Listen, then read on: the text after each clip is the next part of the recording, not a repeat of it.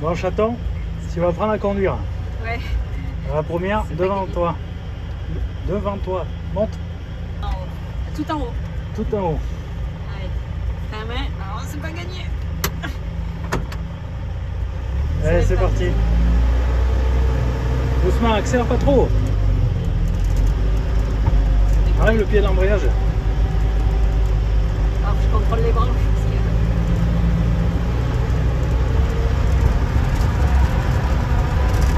Doucement. Doucement. Tu t'approches trop du bord. Tu vas. Quand même. T'es trop près du bord. Non, mais là, porte ça. Attention, t'es trop près du bord. Attention, chaton. Attention.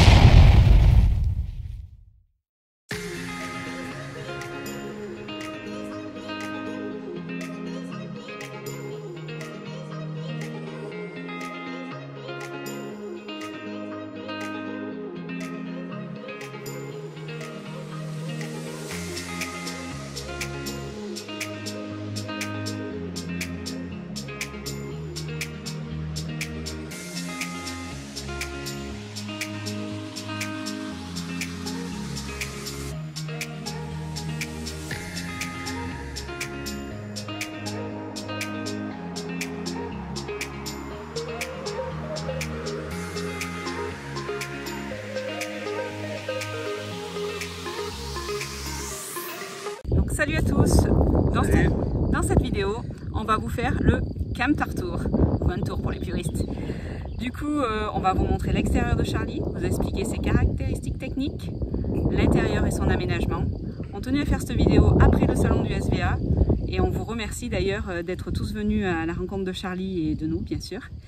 Et on a apprécié tous vos commentaires sur le camion, tout ce que vous avez pu nous dire, c'était vraiment extraordinaire. Et on vous remercie encore. Donc si tu n'es pas abonné, arrête de faire ton chien de voiture.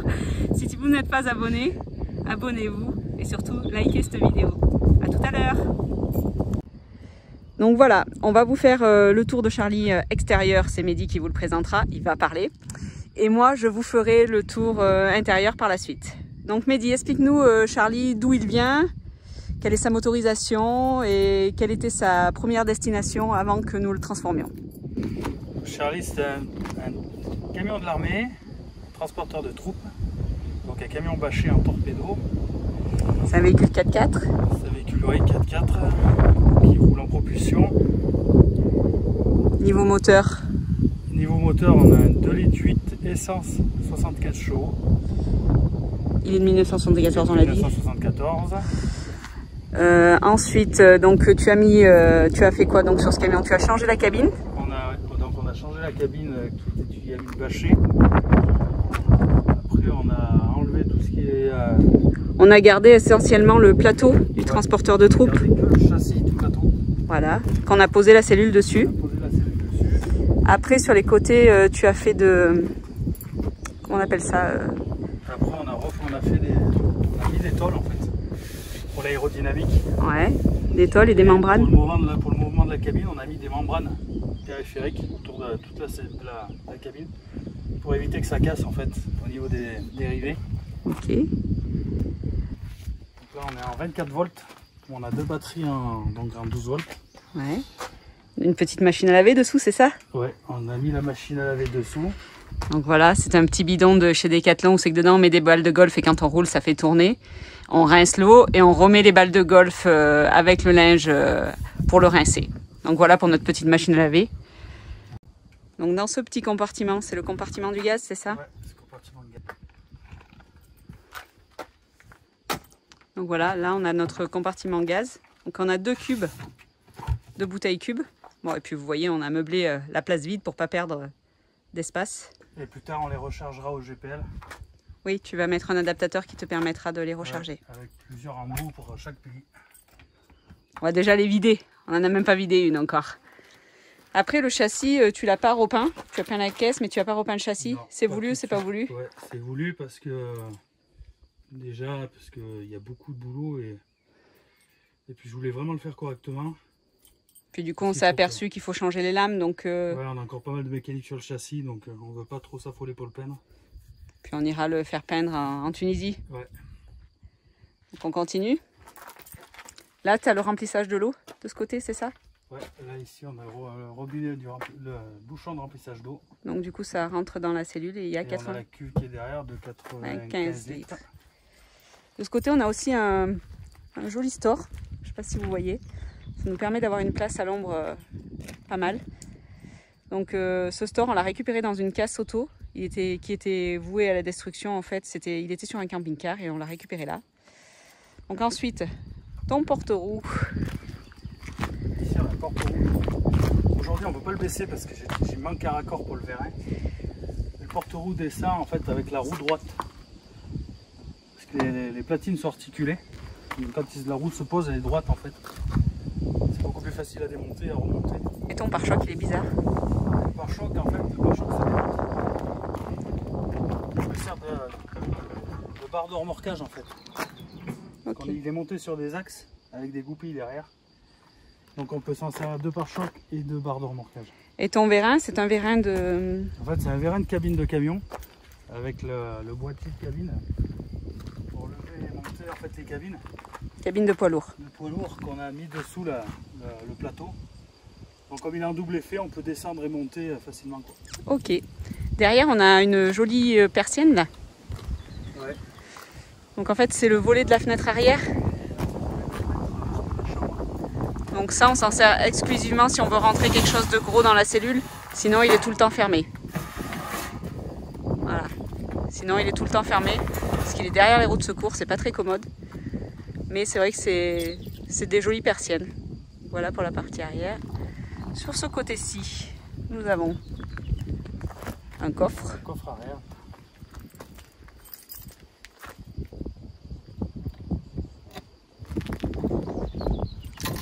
Le coffre qui est rempli de bazar. En fait, on a une jolie soute qui va jusqu'au fond, qui traverse toute la cellule en fait. C'est sous le lit, vous voyez, il y a les lattes du lit. Donc on a une jolie soute où c'est que vous voyez, on a bien mis du bazar. Là, on voit un petit filtre à eau. Qu'est-ce que tu fais avec ce filtre à eau en fait, on peut pomper l'eau en extérieur. On complète avec une pompe vide cave, tuyau qu'on branche là et qu'on vient remplir les seaux d'eau en fait, ou les sources. Donc du coup à l'intérieur, ce qui veut dire qu'on a deux pompes, une qui fait sortir l'eau et une qui aspire. C'est ça? Oui. Donc voilà pour une douche extérieure et une aspiration pour remplir la queue. Donc voilà pour la partie soute. Donc après ici, on a une petite échelle pour l'instant qui est comme ça, mais qui sera modifiée dans le temps. Une porte en fait double vantaux avec une moustiquaire. Donc c'est bien pratique quand il fait chaud, ça permet de laisser l'aération passer. Et la porte 3 points, porte classique camping-car. Qu'on a recoupé en hauteur. Voilà. Et là on accède à une autre trappe, Mehdi. Oui. Une toute petite trappe.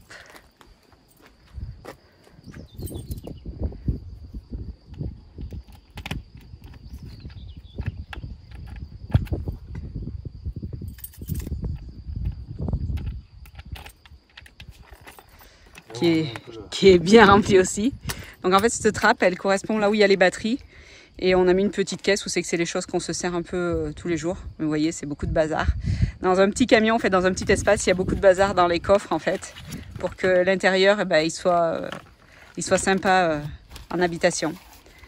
Et là, on a le réservoir, c'est ça? Ouais. Le réservoir qui fait? Le réservoir d'essence qui fait 120 litres. Et là, tu as plusieurs prises, en fait. C'est quoi toutes ces prises? Là, on a la prise pour brancher le groupe électrogène ou le 220. Ok. Et ici, on a une prise extérieure en 220 en fait, pour brancher les accessoires à l'extérieur pour éviter d'ouvrir une fenêtre ou une porte, pour pas avoir de câble à l'intérieur. Ok. Et aujourd'hui, le groupe électrogène, il est dans la soute, mais au futur, tu veux le mettre où? Après, je vais le caler dans le réservoir en fait là. On va faire un coffre là. Comme ça, on aura juste à le mettre. Je le brancherai en direct sur un boîtier spécial là. Ouais, et puis au niveau essence, ça sera facile quand tu rempliras, tu pourras faire le plein du groupe et le plein du réservoir. Je peux faire les deux en même temps. Donc voilà pour la partie extérieure, on va vous faire voir la cabine qui est très simple. Donc la cabine, elle est très simple en fait. On a mis 2 sièges baquets déjà pour le off-road en fait, on se sent plus en sécurité. pour l'instant on n'en a pas trop fait, mais bon, on pense que ça sera plus sécurisant. Le peu de descente comme ça qu'on a fait, on vous rassure, ça ne bouge pas du tout. Après il faut monter. Donc là voilà, on a mis ces 2 sièges baquets, un pour le passager, un pour le conducteur. Le siège du milieu en fait c'est un siège d'origine Saviem, parce qu'on voulait un siège qui s'articule et qui se baisse, vu que le moteur en fait il est sous le siège, il faut qu'il puisse se baisser facilement, et en même temps on a le passage cabine pour passer derrière. Donc après derrière les sièges on a opté pour plein de rangements, donc on met nos fauteuils de camping, derrière le siège passager et à la table, aucun espace est perdu. Après c'est assez succinct, il n'y a pas de direction assistée, les vitesses sont au volant. Nous avons le débrayage pour les 4 roues, le frein à main, et là on a rajouté des prises en 12 volts, le camion est en 24, on a rajouté avec un convertisseur des prises en 12 volts pour brancher tout ce qui est téléphone, GPS et tout ce qu'on souhaiterait brancher en fait, voilà. Donc voilà pour l'intérieur de la cabine, il y a encore du travail, on ne l'a pas fini, on en avait un peu marre sincèrement, on finira la cabine cet hiver, à la fraîche. Donc voilà pour la cabine. Et ben voilà, nous vous invitons dans notre camion pour vous faire voir la déco.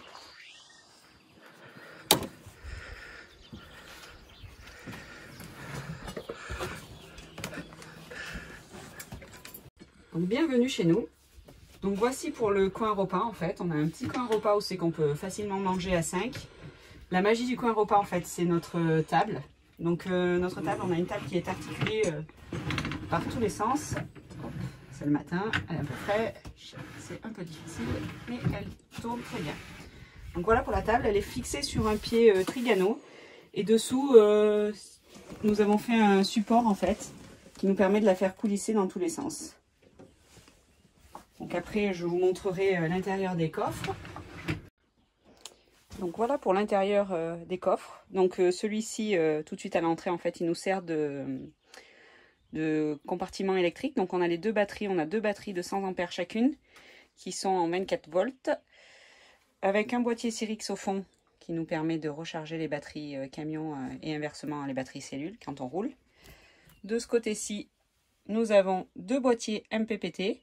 C'est-à-dire qu'on en a mis 2 parce qu'on a 2 panneaux solaires, c'est pour sécuriser le circuit. On a un gros boîtier là qui sert de dérivation et de sécurisation en fait lorsqu'on branche le groupe électrogène ou le 220 sur la cellule. Ça permet d'éviter des courts-circuits. Et puis voilà, du bazar comme tout le monde en a dans son camion. Alors celui de l'assise du fond en fait nous permet de mettre principalement les outils de Medi. C'est des choses qui sont lourdes donc on préfère les mettre à l'avant du camion pour équilibrer les charges. Et puis vous voyez, c'est aussi la réserve à bière. Sur le côté cuisine, donc nous avons 2 coffres. Donc il y en a un qui est condamné, en fait, c'est le compartiment gaz qui est étanche du coup. Et un tout petit qui nous permet de mettre les bouteilles de lait, les bouteilles d'alcool ou les patates. Enfin bon, il y a aussi les arrivées de gaz pour couper, ouvrir et fermer le gaz. Donc voilà. Voilà pour le dessous des coffres à l'avant. Bon, alors là on a créé un passage cabine en fait. Qui coulisse. Ça permet de se fermer. Voilà, en mode ouvert, eh ben, ça nous permet de passer. Alors c'est pas une très grande ouverture, mais ça nous permet de passer. Le siège de devant se baisse et ça nous permet de passer. Ce passage cabine, il a été créé, en fait, on a enlevé la vitre arrière de la cabine et on a mis des cornières alu et une membrane en fait qui permet d'articuler entre la cabine et la cellule. Et voilà pour notre petit passage cabine. Je vais vous faire voir la petite couchette de Lucas. Hop. Donc voilà, Lucas a un petit espace à lui en fait, sur la capucine. Donc il a un matelas de 90, mais il a à peu près 110 d'espace. Il a 2 placards au fond avec une petite étagère. Il a des prises sur le côté. Il a le petit rideau qu'on tire pour que chacun ait son intimité. Au-dessus du siège à l'entrée, en fait, on a une bibliothèque qui nous sert aussi un peu de fourre-tout. C'est pas mal, il n'y a rien qui tombe en roulant. Avec les élastiques, tout va bien. On a ici un boîtier de contrôle que moi je dis qui est vintage. On l'a récupéré dans un camping-car qui partait à la destruction. Il nous permet de contrôler l'eau et l'électricité. Donc là, je vous présente la partie cuisine en fait. Donc on a choisi en fait d'avoir un espace assez libre là. Donc le passage de cuisine, il fait à peu près 50 le plateau, c'est ça. Et les meubles font 45 de profond. Donc là en fait, on a mis des petits pots à épices. Ce sont en fait des pots à tapenade. On en a mangé beaucoup pour avoir tout ça. Ça nous permet d'avoir les épices fixées en fait et quand on est off-road, il n'y a rien qui bouge. On a mis une petite étagère là aussi où c'est qu'on met notre huile, notre vinaigre, notre vinaigrette. qu'on cale avec la planche à découper. On a essayé d'optimiser au maximum. Ensuite, là-dessous, nous avons une plaque gaz de feu, pareil, que nous avons récupérée dans un camping-car qui partait à la destruction. La plaque, nous l'avons mise en fait en place pour le caligaz. Vu que le papier peint qui est là est un matériau inflammable, il fallait le protéger.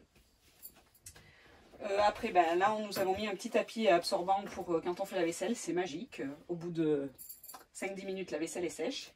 Nous avons également un évier et un robinet qui étaient sur un camping-car aussi, qui partait à la destruction. Donc on a fait quand même beaucoup de récup dans des camping-cars qui partaient à la destruction.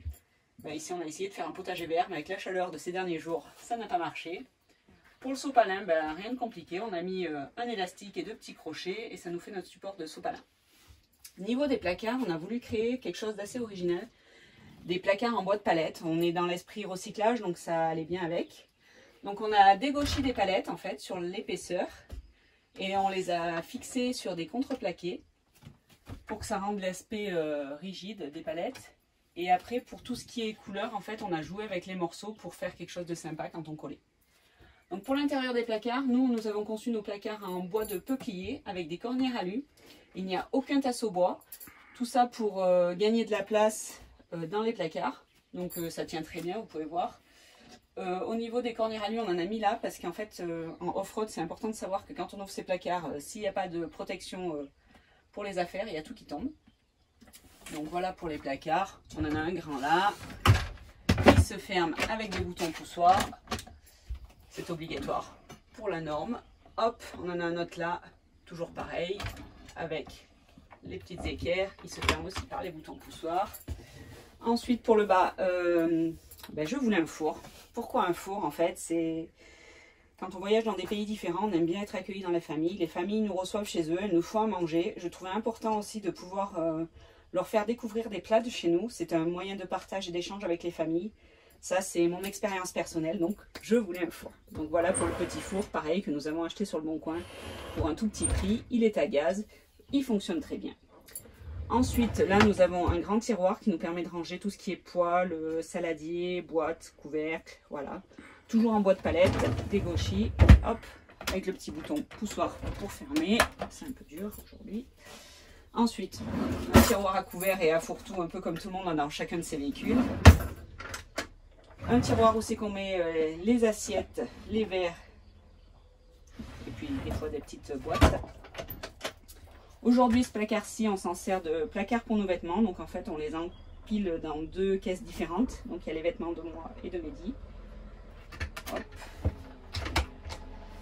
Et ici, nous avons une poubelle, comme dans une poubelle de maison. Vous savez que là, dessous, on a tout ce qui est entretien, pelle, sopalin, un peu de stock. Donc voilà pour la partie cuisine. Ah, je ne vous ai pas parlé du petit distributeur. Alors on a des petits distributeurs autant dans la cuisine que dans la douche. Vous verrez, ça permet en fait d'éviter de gaspiller des produits. Donc d'un côté on a le savon pour se laver les mains et de l'autre le produit vaisselle. Donc voilà pour l'ensemble de la partie cuisine. On va maintenant passer à la partie douche-toilette.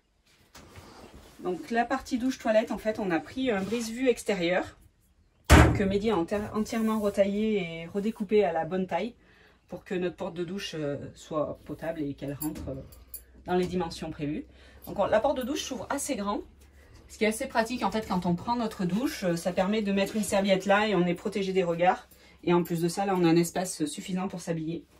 Donc là on a fixé un petit filet avec 2 ventouses en fait, c'est que ça nous permet de mettre des produits. Je suis une fille donc j'ai des produits. La colonne de douche est une colonne de douche en alu qui a été pliée par Mehdi. Donc voilà pour la colonne de douche. Pareil, on retrouve le petit distributeur comme je vous ai fait voir dans la cuisine. Au niveau du bac à douche, en fait, c'est un bac à douche qu'on a acheté sur le Bon Coin. Donc on a fait une super affaire. On l'a acheté 7 €. On se l'est fait livrer par un abonné. On en était assez contents. Et on a mis un calbotier en plastique dessus. Je vais vous montrer pourquoi. Parce que là, en fait, on a un compartiment qui s'ouvre. Un petit crochet avec un compartiment qui s'ouvre. La barre qui est là, c'est la poignée des couchettes de poids lourd en fait qu'on a découpée, qu'on a adaptée. Je vais vous montrer pourquoi. Parce que quand on la baisse sur le calbotis, ça permet d'avoir une rigidité et on peut y monter dessus sans que ça plie la tôle. Et ce compartiment en fait, il nous sert pour les toilettes sèches. Donc, nous avons des toilettes sèches, donc c'est un seau typiquement, voilà, avec un sac poubelle qu'on met dedans et de la sciure. Nous avons une petite réserve à sciure ici, quand nous allons aux toilettes. et ça se referme. Et quand on roule, on ferme bien le petit loquet pour pas que les toilettes s'ouvrent. Donc voilà pour la partie douche. Ici, nous avons un interrupteur en fait qui nous permet de mettre en route la pompe à eau. Donc il alimente la pompe à eau de la douche et de l'évier. Donc là, on va passer à la partie couchage des parents. Donc on a un lit en 120, donc ça suffit. Bon, pour nous, ça nous suffit. Après, chacun fait comme il veut. On a également deux belles fenêtres là qui s'ouvrent de chaque côté. Donc on a mis des stores qui nous permettent de fermer la nuit ou d'ouvrir légèrement le jour. Ça permet de filtrer la lumière un peu. Après, nous avons mis un rideau pareil que pour Lucas pour l'intimité. C'est des rideaux occultants et du coup, c'est pas mal. Ça laisse pas trop passer la fraîcheur. D'ailleurs, en hiver, ça va bien. Et sous le lit, en fait, nous avons plein de rangements. Je vous mettrai une photo. Et en particulier, nous avons notre frigo. Donc, on a choisi de mettre un frigo à compression 12 volts. Comme je vous disais, tout ce qui est dans le camion est en 12 volts. Ce frigo, il fait 110 litres. Donc, il permet de quand même bien nourrir une famille. Il n'y a pas de souci. Donc, voilà pour la dimension du frigo. Il est sur rail et sur coulisse. Il se referme. Donc, pourquoi un frigo à compression? Déjà parce que quand on l'ouvre, ça garde la fraîcheur au fond. Donc du coup, ça évite les pertes de fraîcheur. Et en off-road, avoir un frigo horizontal, c'est quand même mieux qu'avoir un frigo vertical. Donc ça, c'est un choix que nous avons fait. Ici, nous avons un grand bac à sciure, vous verrez sur la photo, qui nous permet de réalimenter les toilettes sèches. Et là, nous avons une cuve à eau de 95 litres, où c'est que dessus, il y a des rangements, où c'est qu'on a rangé des choses.